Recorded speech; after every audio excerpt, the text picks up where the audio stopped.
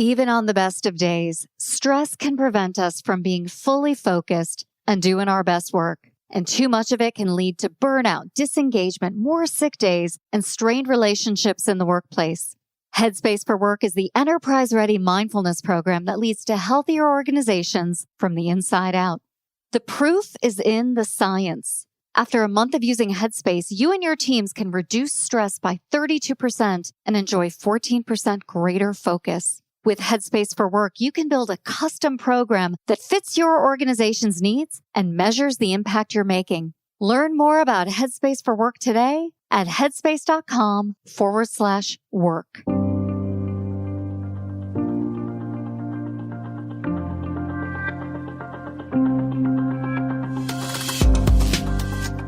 Hey everybody, I'm Lori Rudiman. Welcome to Punk Rock HR. Today is the last show of 2020, and you get me as your guest to talk about Pfizer. That's right. I'm going to talk about the global drug company, my former employer, and the place where I decided to end my career in human resources. Back in 2012, Mitt Romney made a statement that corporations are people. And at the time, I hated it because I love Barack Obama. But in retrospect, Mitt Romney is right. Companies are made up of people, good, bad, and indifferent. And just because you have a bad experience at one company doesn't mean that really reflects the company's sentiment or culture.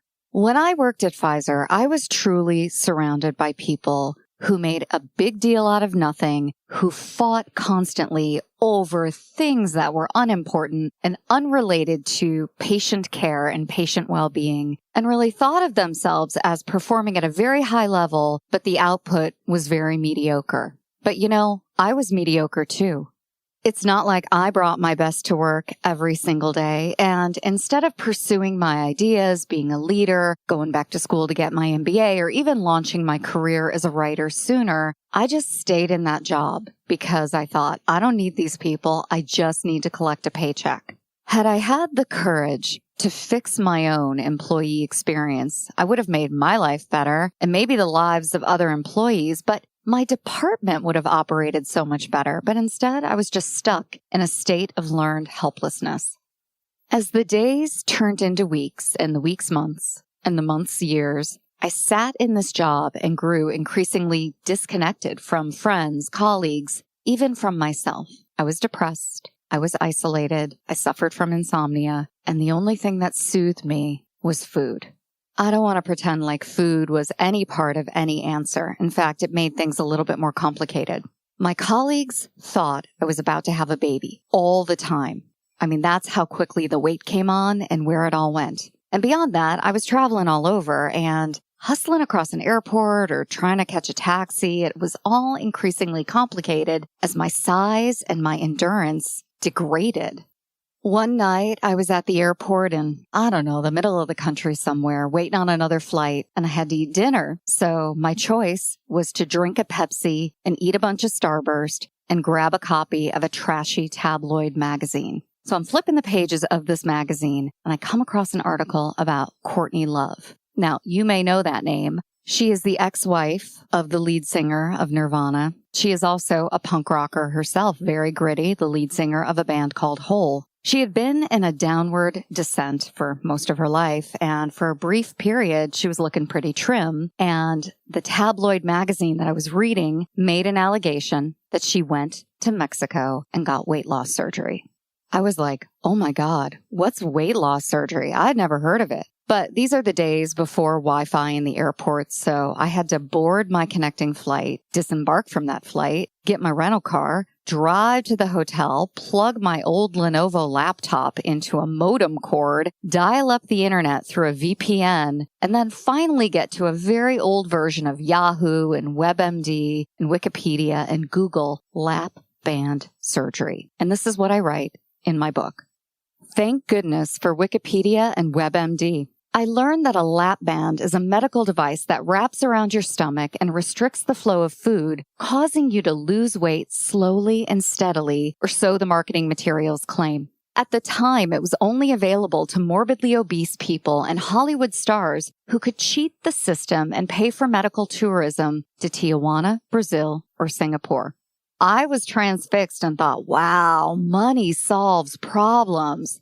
And I wasn't wrong. Money might not bring you happiness in a traditional sense, but it gives you options and helps you solve problems. In fact, corporations know that the single most effective way to solve a problem is to throw money at it. They deny it, but it's true.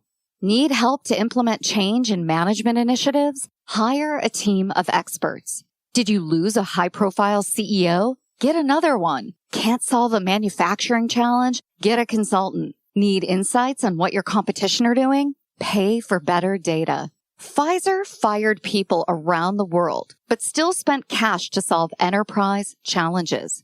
We spent money on renovating buildings to create open office environments. We spent money on management consultants who helped us navigate organizational changes. And we spent money on large compensation packages to attract talented executives who would otherwise flee a toxic environment like ours.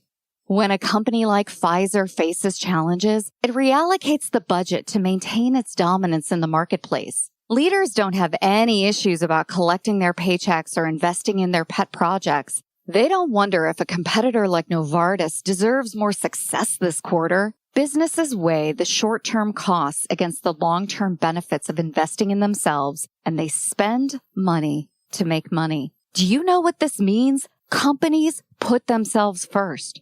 If I wanted to fix work and my attitude toward it, I had to be like Pfizer and play a bigger, better game. I had to consider my long-term interests, invest in my future, and put myself first. The first thing I questioned was the story I told myself. Was I really stuck in this job? What benefits did I gain from continued employment? Could I make some short-term sacrifices and improve my long-term options? Was a career in the trenches of HR worth the physical and emotional toll on my body? What did I dream of doing with my life? And what could I do in 6 months to change? Hey, this is William Tincup, and I'd like to talk to you a little bit about Practitioner Corner podcast. It's a wonderful podcast about the journey, the paths of how practitioners, both HR and TA, kind of go from high school, college, all the way to where they are right now. Some of the things that they've learned, how they've been successful, people that thrive around them, etc. It's a fun podcast. You'll love it. You'll learn from it. Subscribe to it. Thanks. Sitting in that hotel room in the heartland of America, a bigger version of my life emerged. With a little money allocated to the proper expenditures, I could be anything I wanted to be. Rock star, runner, amateur athlete, business leader, or maybe even a real writer who publishes something more substantial than her blog. My bullshit job at Pfizer didn't have to be anything more than a blip on my resume, but it would take an external intervention of epic proportions to change my life and officially end my career at the world's largest global pharmaceutical company. That's when I decided to get a lap band in Mexico. We've almost made it through 2020, but it's never been more critical for businesses and HR leaders to address the mental well-being of their teams head on. Headspace for Work is the scientifically proven enterprise-ready mindfulness program that leads to healthier organizations from the inside out. Help your team stress less, avoid burnout, and focus better throughout the day after using the custom program you develop with Headspace to fit your organization's needs. Learn about Headspace for Work today at headspace.com/work. It was really difficult for me to write honestly about this experience in Tijuana that I was about to have and what I learned from it. And I hope you're surprised and you're challenged by it. But going to Tijuana absolutely changed my life. I connected with my body and with my well-being after that surgery in a way that changed the course of history for me. I have kept this lesson from Pfizer at the forefront of my life. If there is something you want to do, if there is a change that needs to be made, the one way you can make it is through investment. Investment of your money, investment of your time, investment of your energy. If you want something bad enough, reallocate the budget of your life to go and get it. There are a lot of things that are currencies beyond money. There's time, there's attention, there's passion, there's interest. I mean, we're human beings. We only have a limited amount of space and time that we take up on this planet. Back then, when I worked at Pfizer, I had a dream of fixing work. I didn't know how I was going to do it, but I knew that working in corporate HR was not the answer.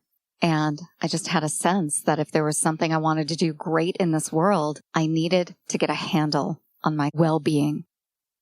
Well-being for me meant addressing my size and my health. I was going from antidepressant to antidepressant, trying to figure out what was wrong with my life. And what was really wrong was me. I hadn't been living a life according to my values. I wasn't achieving the goals that I had set forth. In fact, I wasn't really even thinking about goals. I was thinking about survival. And all of that negative activity was permanently changing my body, or at least it felt like it was permanently changing it. And no Weight Watchers program, no detox, no vegan diet was making a dent. And with a little money allocated to the proper expenditure, I fixed that component of my life. I really did. And I was able to start thinking about new and bigger challenges instead of how terrible I felt physically when I woke up in the morning. When I had that surgery in Tijuana, I came home and everything changed for me. My sleep got better. My cravings for sugar, salt, and fat disappeared. I was able to create rituals around food that weren't based on my job, but were based on me and my needs to fuel my body. Listen, I'm not a doctor. I'm not even recommending weight loss surgery. You know your life. You know your body. You know what to do with it. But the problem for so many of us is that we're not doing it. We're not investing in ourselves. We're not putting ourselves first. And that's why I wanted to tell the story. Whatever it is, whether it's going on an epic vacation to detox from social media when the coronavirus is over, or if it's having a huge conversation with your family to really rethink boundaries, whatever it is, go find your version of Tijuana that reboots your life and gives you another chance at happiness. And then be like me. Go back to your old life, examine it, look for culpability, look for your responsibility, and apologize to anybody who deserves it. I have reconnected with my colleagues at Pfizer over the past decade and explained myself and talked about who I am. But more importantly, who cares about that? I've listened to their stories and understood who they were and who they are now and why they did the things they did. And it's been the greatest experience of my life. I hope that the new year finds you safe and healthy. And I hope that 2021 brings you everything you're looking for. But you know, you're going to have to do some work. You are totally capable of changing your life within 6 months. I know it. I believe it. And you know where this is going. I'm betting on you that you can do it. Help your team be kind to their minds. Choose Headspace for work for a happier, healthier work culture. Visit headspace.com/work to learn more.